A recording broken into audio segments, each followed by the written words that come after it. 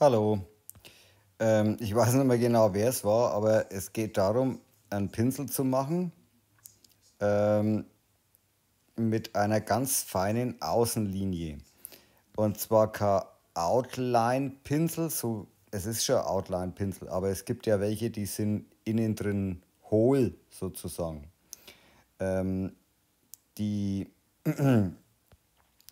also ich bin jetzt so weit mit diesem Pinsel, dass er relativ gut malt. Und der funktioniert dann mit der zweiten Farbe dann, die kann man dann wechseln.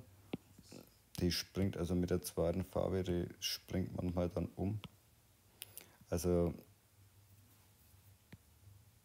das schaut dann so aus. Es gibt manchmal Sachen, wenn man das ein paar Mal macht, dann die zweite Farbe ist immer das Problem. Also ab und zu macht er diese, jetzt halt hier diesen Effekt da. Ähm, so, und dieser Pinsel, den stelle ich natürlich rein. Und der hat jetzt, den kann man hier über die Eigenschaften, kann man hier manches da ändern. Also diese Dicke von dieser Linie außen. Und wenn man auf den zweiten Pinsel wechselt, kann man natürlich da auch noch Veränderungen vornehmen und dann dementsprechend testen.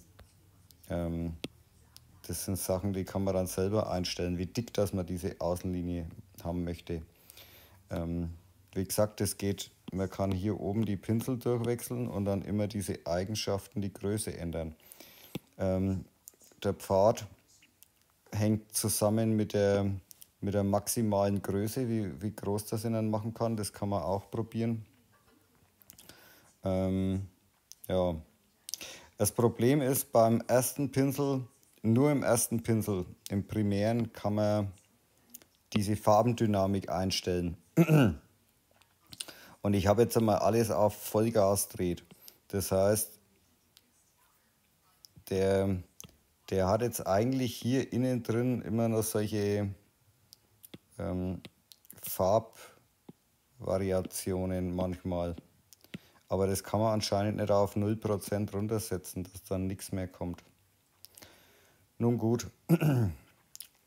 ja, eventuell ist so ein Pinsel für jemanden nützlich. Alles klar, tschüss.